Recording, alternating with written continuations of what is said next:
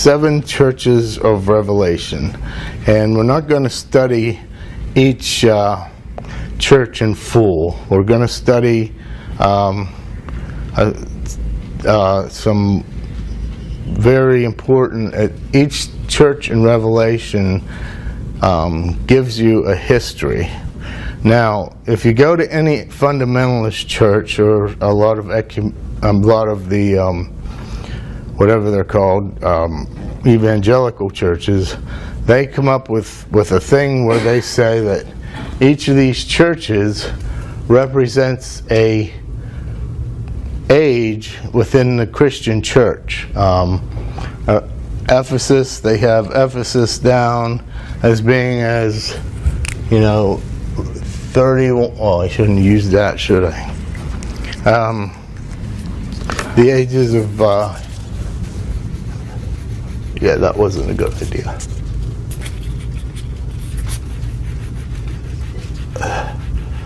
Okay, they have them down as the age of AD 31 to 100.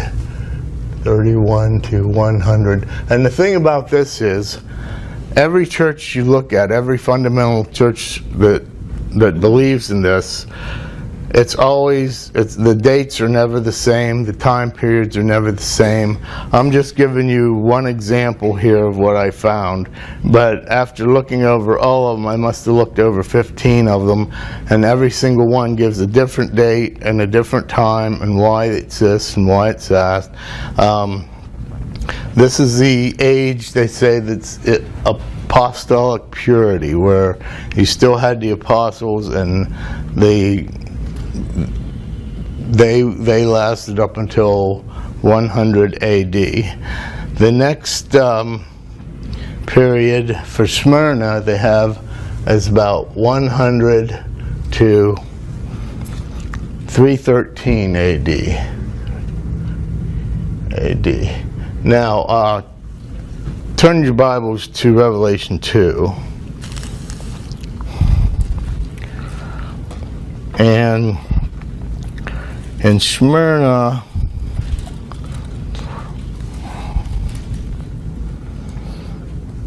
it says in verse 10 of Revelation 2, Fear none of these things which thou shalt suffer. Behold, the devil shall cast some of you into prison, that ye may be tried, and if ye shall have tribulation 10 days. Okay, now a lot of churches will say, well, under this certain Roman ruler, there was a very intense 10-day persecution of the church, and that's what that means. Another church will say, well, there were 10 different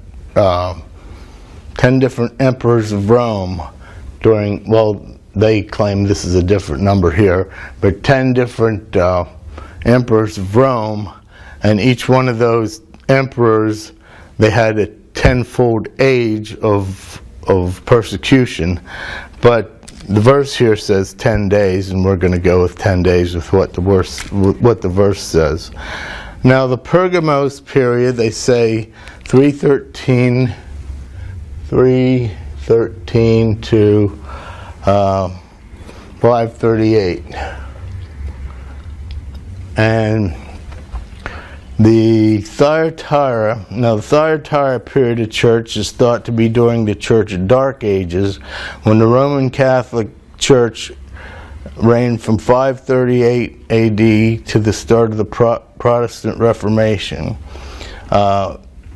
That they have down as 539 to 1520 AD. Now the next church, Sardis, this is period is thought to commence about the time of the Reformation in the 16th century, when the Roman Catholic lost its power. So 1521 to 1843. Yeah, 1843. Now Philadelphia, every one of these has Philadelphia as this church. They very seldom vary from this, and this matches the Great Awakening and Advent movement in the 18th century and revelation of judgment beginning in the 19th century, and it goes from 1843 to 1900. 1900. And of course Laodicea, which is the worst of all the churches, goes from about 1901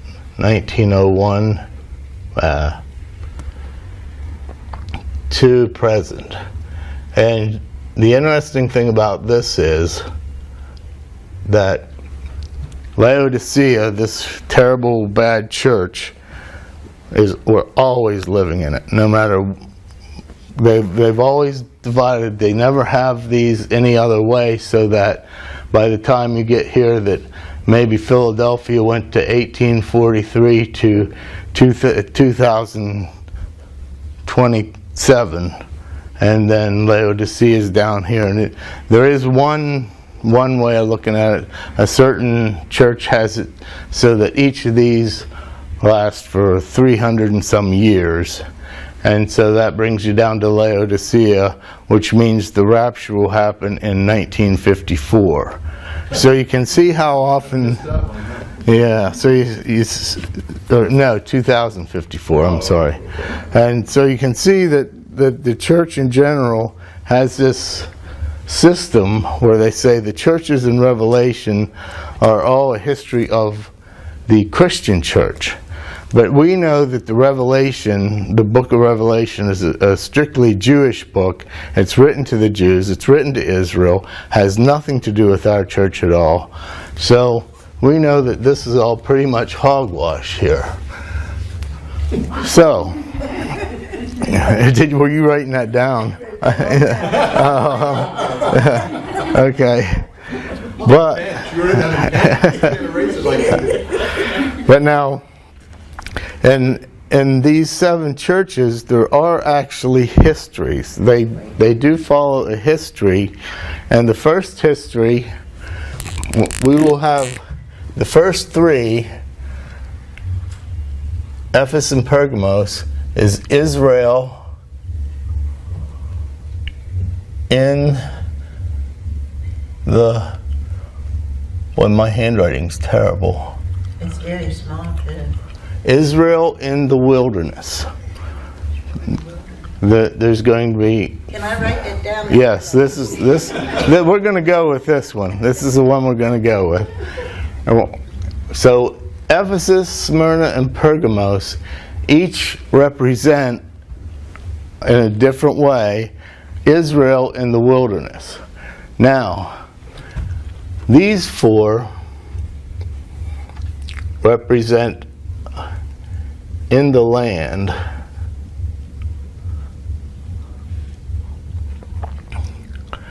And as they do, these 2 are Israel,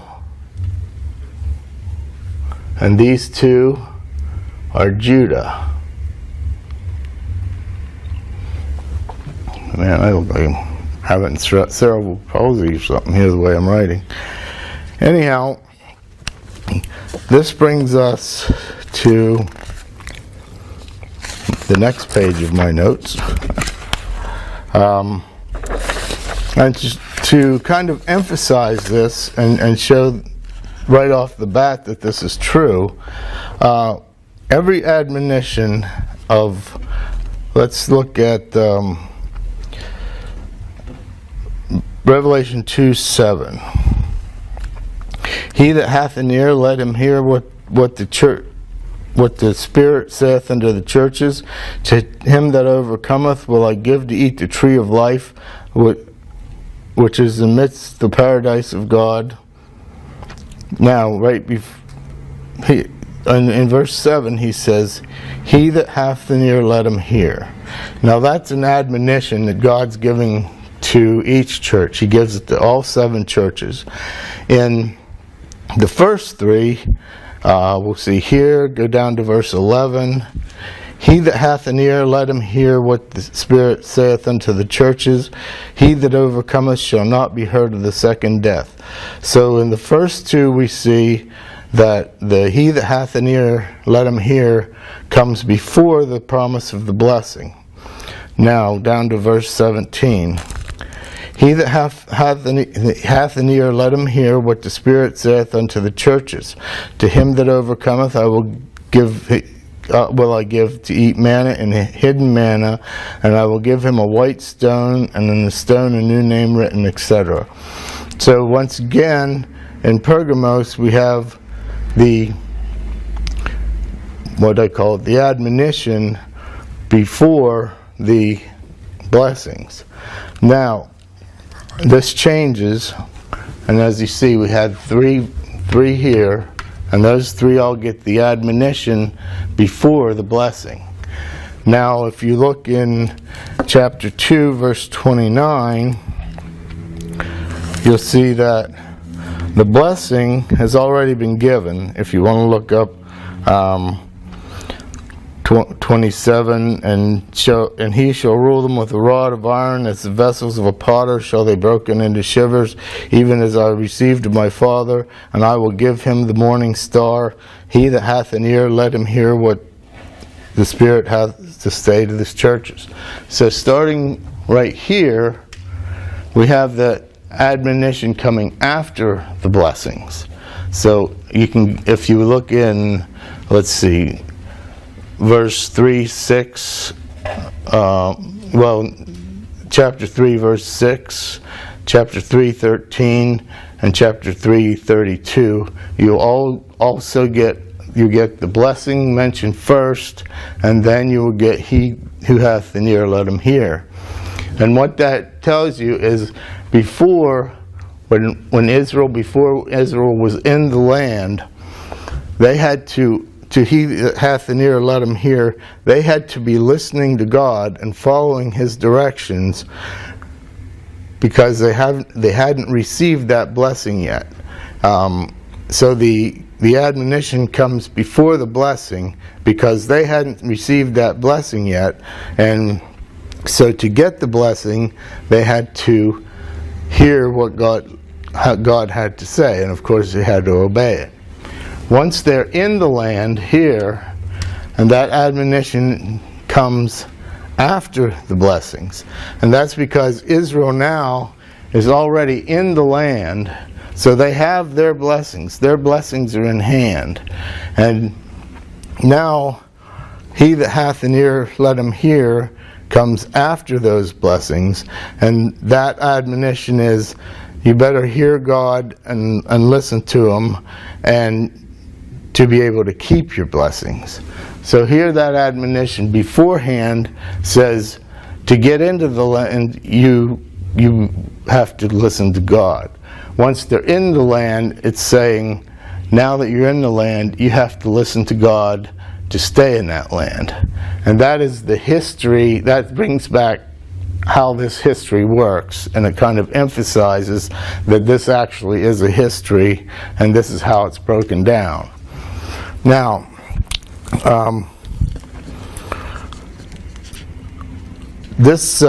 we also have a second, and let's just look back to chapter 2 and go down to verse 7. He that hath an ear, let him hear what the Spirit saith to the churches. To him that overcometh will I give to eat of the tree of life, which is in the midst of God, in the paradise of God. Now here we have 7 blessings, one blessing for each church. And they also give you a history. The history here, if you see, it's not that hard to see. He says, I will give you to eat of the tree of life. Well, the tree of life was in the Garden of Eden. And so the Garden of Eden takes us back to the very beginning. and I don't have time to go through all these, but this, if you go back to the very beginning now, you don't have a strict history of through Israel the same way as you do over here. That's because these are churches that are Israel.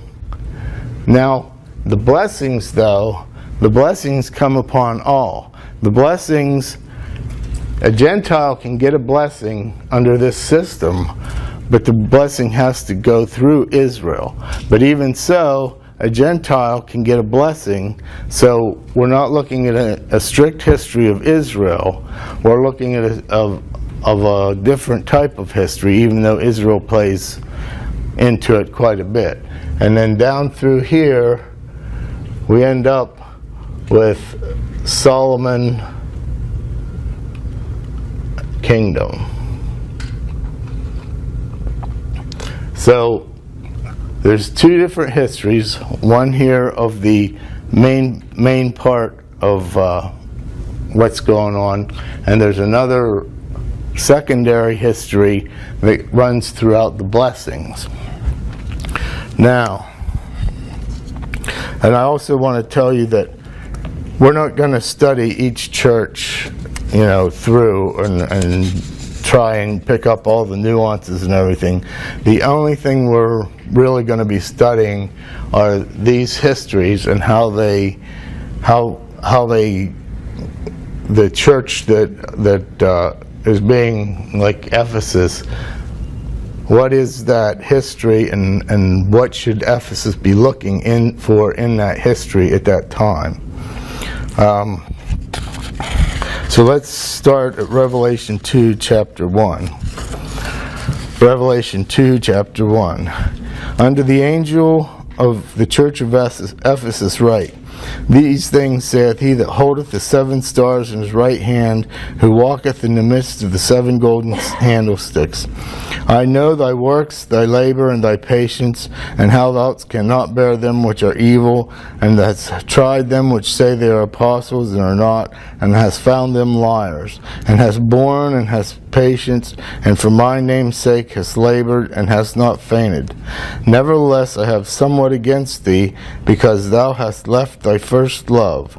Remember therefore from whence thou art fallen, and repent, and do those first works, else I will come unto thee quickly, and I will remove thy candlestick out of his place, except thou repent. Now, you can go on down through there, but for our purposes we don't need to. Israel has lost their first love, and if they don't come and get that love back, God's going to remove their candlestick, which is the church. He's going to remove that out of its place. So he's going to remove it. The verse that we're concerned with here now for these histories is Revelation 2:4.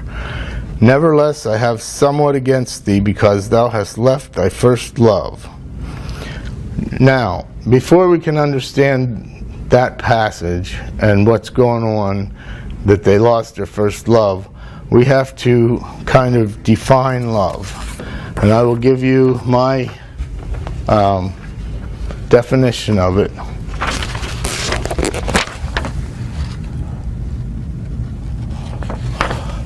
If I can write here so that is a decision or an affinity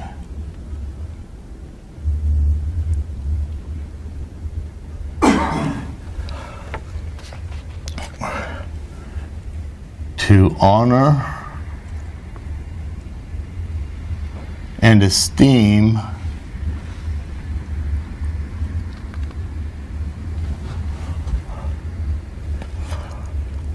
a person,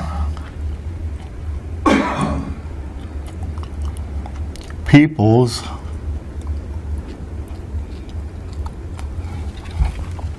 places, or things.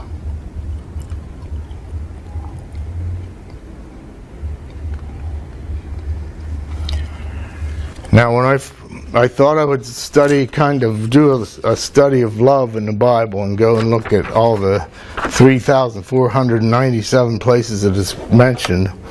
And my original definition for love was simply a decision. I didn't have an affinity there, but just a decision to honor and esteem another person. Well, after I did my Bible study, I found that love can be different things, and such as, if you talk about things, Esau loved the stew that, it was Isaac that loved the stew that Esau made. He loved that, and then Jacob had Rebekah make that stew, and he went and fooled him by using that stew that he loved. And there's the love of money, which is also things, and there's love of sin, and there's love of all kinds of different things. So, but I believe that's pretty accurate there. So we're going to go with that for our typical what I believe it is. Today, love is mostly characterized as just real strong affection, and I don't believe that has anything to do with love. A real strong affection can grow into love, that you will honor and esteem that person highly. But I think the best love is when you make a decision to love somebody. Say when Jesus said, love your enemies. Well, you're not going to have any kind of affinity to love your enemies. You're not going to want to love your enemies. But you can make a decision to honor and esteem that person. And that is how you love your enemies, even when they are your enemies. So now, but loving God sometimes is a little bit different. So let's go to Deuteronomy 10. Deuteronomy 10.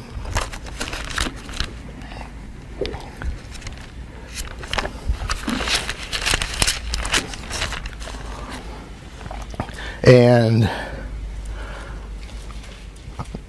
we will read verses 12 and 13. And now, Israel, what doth the Lord thy God require of thee, but to fear the Lord thy God, to walk in all his ways, and to love him, and to serve him, and to serve the Lord thy God with all thy heart and all thy soul, to keep the commandments of the Lord and his statutes which I commanded thee. When God requires love in the Old Testament, he almost always requires obedience. He will say, fear the Lord, walk in his ways, and to love him, and to serve the Lord with all thy heart and all thy soul. Keep the commandments and his statutes which I have commanded thee for this day. And when Israel would follow God and love God, then they would get rewards. And a reward would be a blessing that they would get on the land. And the way to prove your love to God was to do it with all your heart and soul. And that's something very difficult to do. But if you think about it, the scribes and the Pharisees were blameless under the law. What they did, how they were perfect under the law. Paul says that when he was a Pharisee, he said, I was blameless under the law. So they were doing all this stuff, keeping the commandments, doing all that stuff, and yet they still didn't love God. So simply obeying God's commandment does not show love for God. Now, has anybody in this room ever seen God? No, I don't think so. So today, if you want to show your love for God, what do you have to have? Faith. You absolutely have to have faith, because first of all, if you don't have faith that God exists, you can't love him. Second of all, if you want to love God, you have to have faith that everything He has promised us, our positions in heavenly places and so on, you have to believe that. And in believing that, you are loving God. So, for Israel just to go through the motions of the law does not equate love, unless Israel also demonstrates faith. Now, David was a great example of this. David was really not a very good man, if you think about it. And yet, David was a man after God's own heart. And the reason David was a man after God's own heart was because the many times David said, I love thy word, I love thy statutes, I love, in everything, he trusted in God. When he wrote his Psalms, he would say, deliver me from this, deliver me from this, deliver me from this. And he would expect that God would deliver him. And oftentimes God did deliver him. And so David had a great trust for God, which culminated in David having a great love for God. So let's, to kind of end this up and kind of wrap this up, turn to Hebrews 11. Tracy used this verse 2 weeks ago, and I think it's a very good, very good verse to just show that faith and love are intertwined whenever it comes to loving God. Hebrews 11:16. I think that's it. No, 11:6. I said 11:16. Hebrews 11:6. But without faith it is impossible to please him. For he that cometh to God must believe that he is, and that he is a rewarder of them that diligently seek him. So if you want to love God, here's your basically your map to doing it. You have faith, and when you come to God, you must believe that he is, and that he is a rewarder of them that diligently seek him. Which explains back in the Old Testament, whenever God put all those things on them, God said, you follow my statutes, you obey me, you do what I tell you, and you love me. Well, the only way love would have been shown there is if they would have followed him in that way, but they would also have believed what he told them to get the blessings. And they never did that. They made it a formal religion, and it didn't work out. So without faith that God will do what he says, it's impossible to love God. And so faith goes hand in hand with love to properly love God. So now we go back here to where we started, Revelation 2:4. Nevertheless, I have somewhat against thee, because thou hast left their first love. Now there is one particular spot when Israel was in the wilderness that they lost their first love. But first we have to see what that love is. Turn to Jeremiah 2.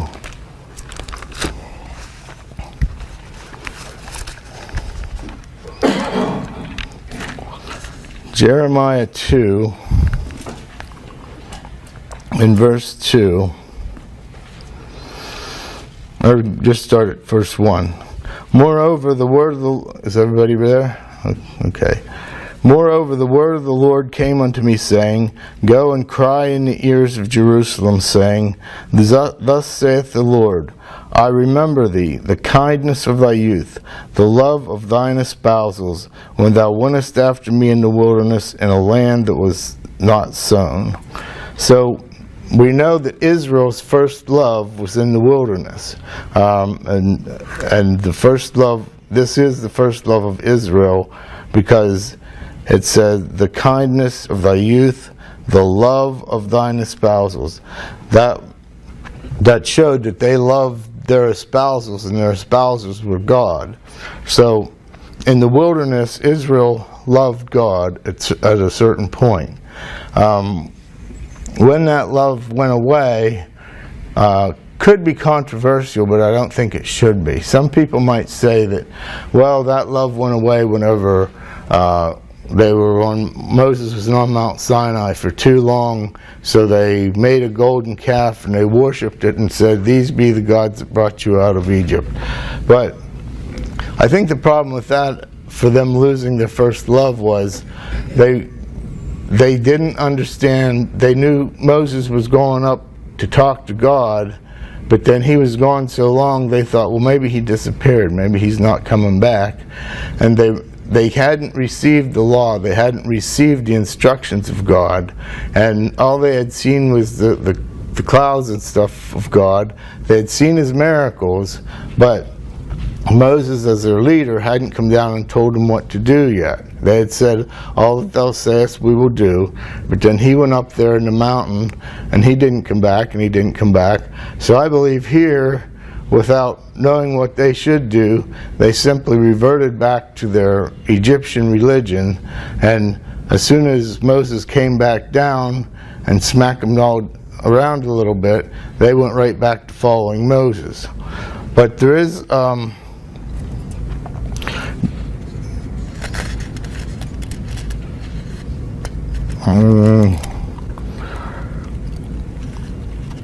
and this is interesting because this is one of the few verses that talk about Israel's love for God. Almost everywhere else you read, the love there that is shown is God's love for Israel. So Israel had a first love, and it was in the wilderness, as the verse plainly states.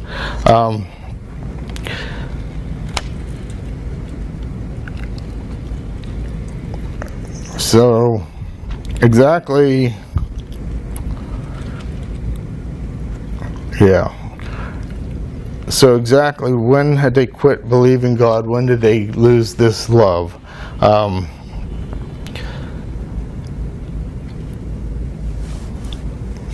There was a moment, I believe, that defines when they lost their first love. Whenever they were getting ready to go into the land, Moses sent 12 spies into the land, and he said, you go in and you search it out, you bring us back intelligence, tell us what's going on there and what we're going to gain whenever we go in there. And when those spies came back, they came back and said, oh man, it's a great land, it's overflowing with milk and honey, there's just so much there, that it's a beautiful land. And then they kind of paused, and then they said, but there's some problems. Turn to Numbers 13.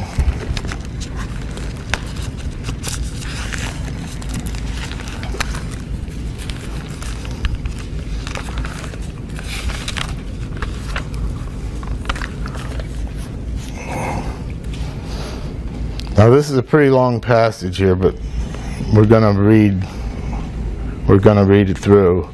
Numbers 13, starting at verse 31. But the men went up with him, said, we will not be able to go up against the people, for they are stronger than we.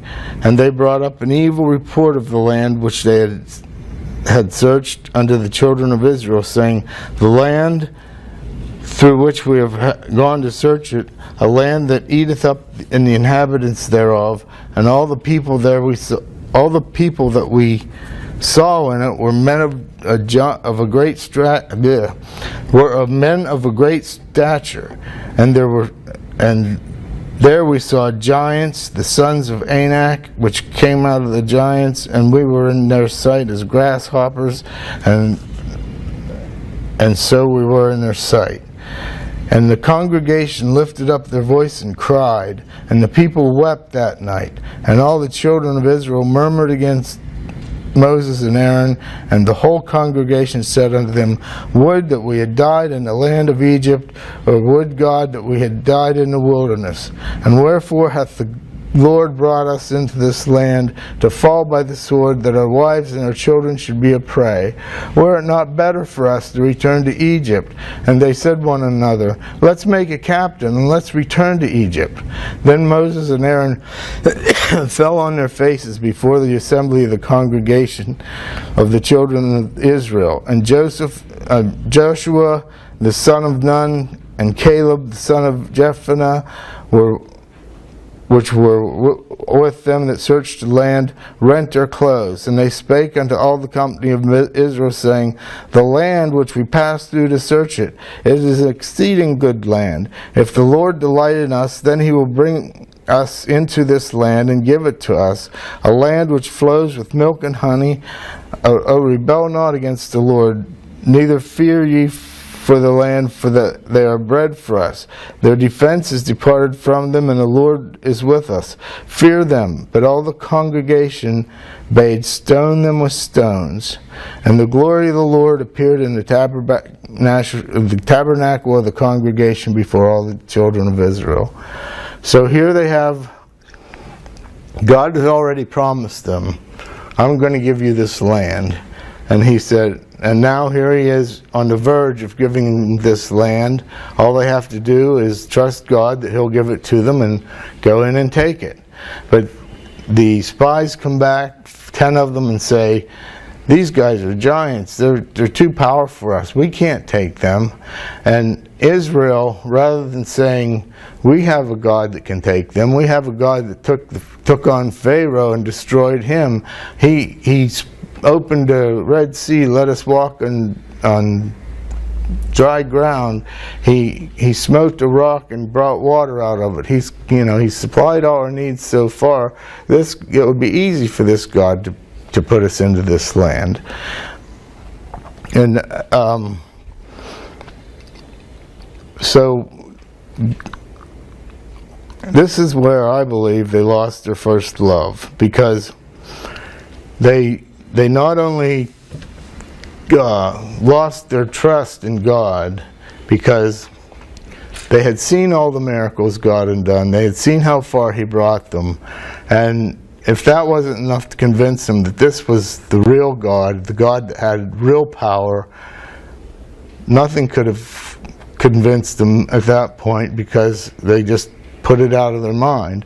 And they were saying, God can't do this. We can't trust our God anymore. And if you can't trust your God, you can't love your God.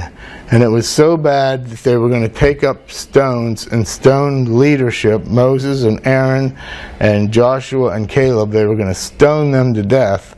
And the only thing that stopped that was the glory of the Lord appearing in the congregation, in the tabernacle of the congregation. God's response to this, of course, was Numbers 14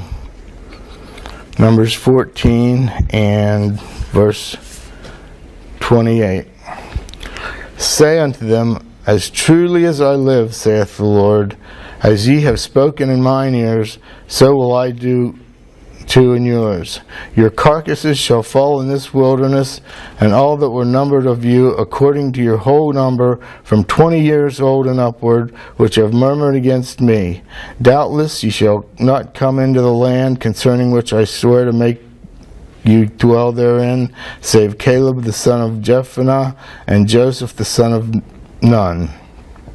So God said to them,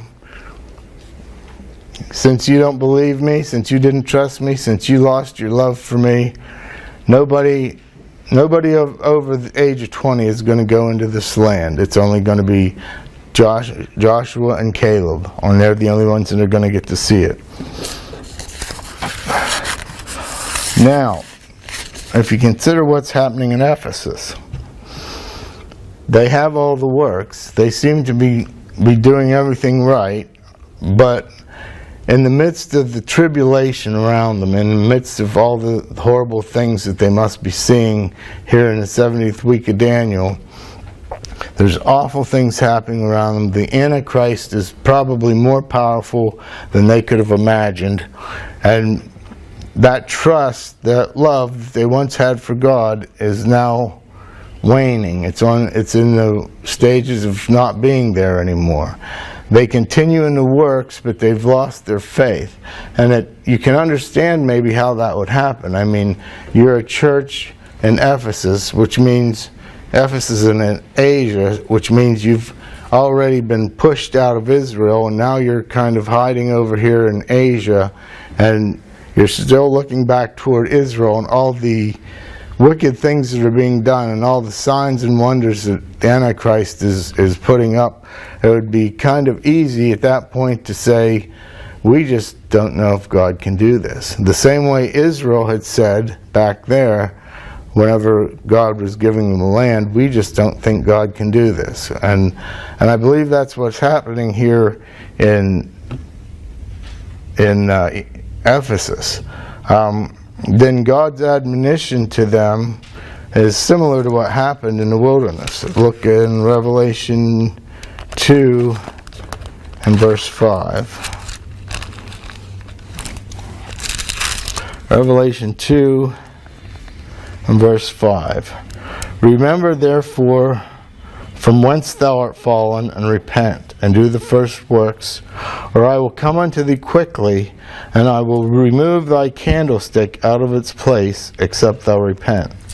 Now the candlestick, if you go back one chapter, you can see that the candlestick is the church. The church is, there were 7 candlesticks, and those 7 candlesticks were the 7 churches that he was going to be writing to. So God says, if you don't come back and find that first love again, I'm going to come and I'm going to take your church away.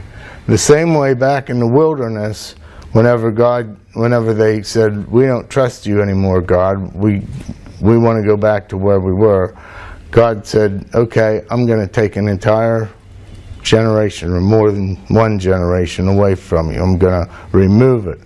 And so here in Ephesus, if they don't come back to their first love, then they will also be removed.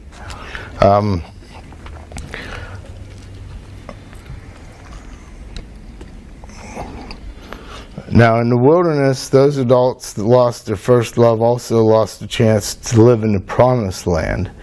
In Ephesians, those who lost their first love will lose their church unless they regain the love and faith that God will do what He said with them. Israel, however, they regained their love for a short time. And after the death of the older generation, after Joshua died and came in a new generation, then they lost it again. But as they were preparing to enter the land the second time, now this would have been all the children of those first ones who had lost their first love. Now their children are 40 years older, and they've been purified by their wandering in the wilderness for 40 years. And now turn to Joshua chapter 1.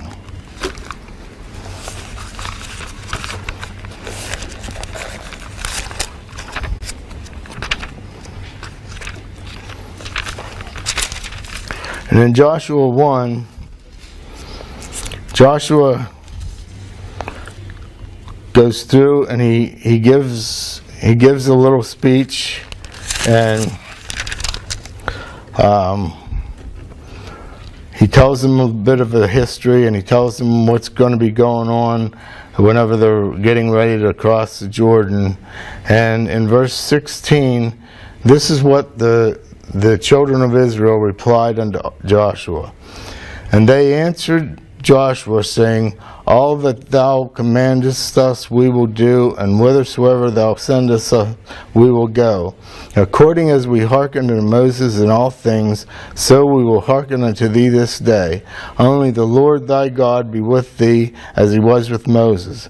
Whosoever he be that doth not rebel, whosoever he be that doth rebel against thy commandment, and will not hearken unto thy words and all that is commanded him, he shall be put to death. Only be strong and of good courage. So Israel had lost their first love, but after their trial of 40 years in the wilderness and the old generation dying off, they had found their new love, because here they say, we're going to go with you, Joshua. We're going to trust you as long as the Lord your God remains your God. We're going to follow you. We're going to do whatever you tell us to do, go wherever you say we should go. And anyone around here who disagrees with that, we're going to put them to death. So they had pretty much regained that love. And the message there for Ephesus is, you can regain that love. You don't have to just give up. But as Israel regained their first love in the wilderness, Ephesus also can regain their first love. So now, on to the history and the blessing. Let's go back to Revelation chapter 2 again.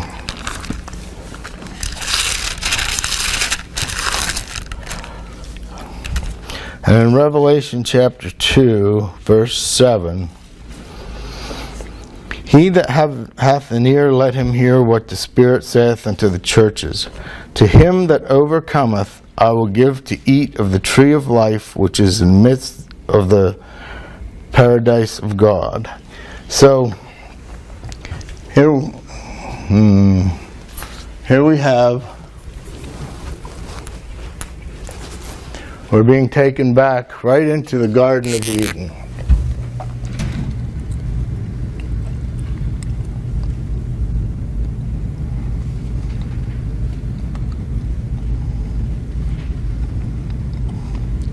And in the Garden of Eden,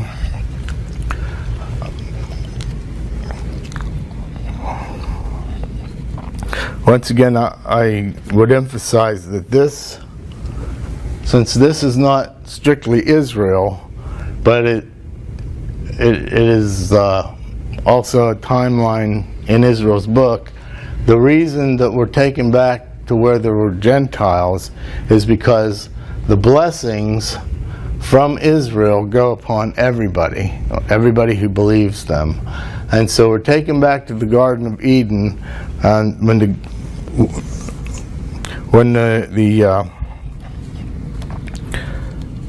blessing here, looks back to the garden before the fall of Eden, when Adam had every chance in the world to go and eat of the tree of life, and he would live forever. But he chose the opportunity to take the wrong tree to eat of.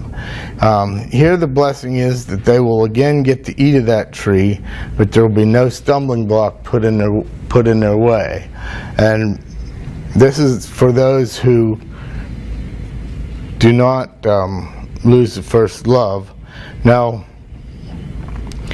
the interesting thing about this and love is, in the Garden of Eden, that is the first place where God demonstrated his love for man. He created man there, and he put him in that garden, and that garden was God's demonstration of love for man, that you can eat anything you want, you're in paradise. You can do anything you want. I love you. I want to commune with you. Just don't eat of that other tree. And of course he ate of the other tree. Now the blessing for Ephesus is, if God's love they'll receive that same love again from the Garden of Eden that God first showed to man, and this time the tree that they'll be able to eat of is the tree of life. So the Garden of Eden was where he first demonstrated his love for man, and if those in Ephesus regain their first love, their reward is that first love again for man. And that's all I got. So does anybody have any questions or comments? Yeah, Earl.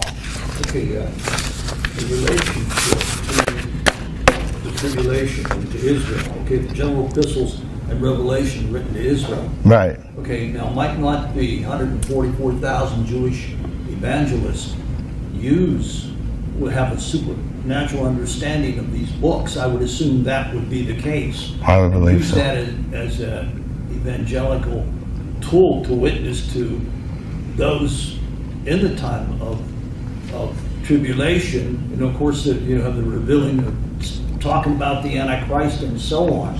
I mean, I don't know, it seems logical whether. I don't understand your question. Well, what I'm saying is, okay, you have 144,000, Right. okay? Book of Revelation. Okay, aren't they not going to go out and preach the word? Yeah. Now, they might not have a supernatural understanding of the book of Revelation as well as the general epistles. And they use that. Hey, this is what the book says. This is written to us. Right. You understand what I'm Right. saying? Yeah. I don't know. I mean, Yeah. Whenever they get to that point in history, whenever they make it to the point where the 144,000 are going to start their witness. When do they start that? I'm not sure. My best guess would be at the beginning of the 70th week. Okay. That, or possibly a little bit before. That's just an idea, They But- will use the circumcision epistles in the same way that we use the uncircumcision epistles. In the same way that we use Paul's epistles, they will use their apostles' epistles. John, Right. James. Right. Oh, And and the blessing from reading that book is to Israel, correct? right. Absolutely. Well, We have nothing to do. the blessing is to Israel, but Gentiles can also receive that blessing by becoming part of Israel. If it's In that day. In that day, yeah. The same as in the past days, they can.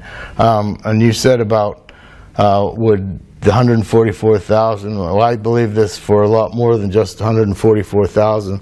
They're going to get special revelation at that time. Their young men will dream dreams, their old men are going to understand things. If they have a passage here that they don't quite understand, some prophet will get a vision and then he will be able to understand it. And so things that we look at in Revelation right now, I mean, all this that I'm going through, at that time, if somebody were to come in here and tell me from that time, he might say, well, you got some parts a little bit right, but, but you missed this and you missed that and you should have been thinking about this. But right now, I believe this is the best we can do in trying to understand what's going on at that time. Any other questions? Okay, well, if you want to, the next church, which is Smyrna, starting down in verse 8 of chapter 2 of Revelation, if you want to, you can read through those verses from 8 to 11 and see if you can figure out from those words what the next body, the blessing for this body will be, and what not the blessing, what where the history is to be found for this body, and where in history would the blessing be found. So if you want to do that on your own, do it, and if you don't, I'll tell you about it next week. So is there any other questions or comments? Okay. All right, that's all I have. Let's close in a word of prayer. Our Father in heaven, we thank you for all the many blessings you've given us. We thank you for this time together where we can study your word and hopefully try to understand it and